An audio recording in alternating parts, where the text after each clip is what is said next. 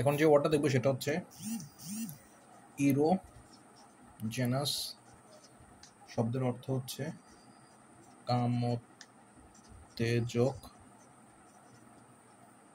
অঙ্গ। ইরোটিক শব্দের অর্থ হচ্ছে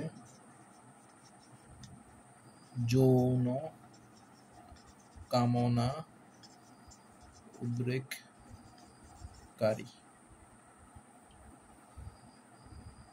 বা যৌন কামনা। আচ্ছা, আর ইরান্ট শব্দের অর্থ হচ্ছে সংক্ষিপ্ত ভ্রমণ, অর্থাৎ কোনো কিছু পাওয়ার জন্য যদি পেতে বা আগ্রহ গ্রহণ করতে সংক্ষিপ্ত ভ্রমণ।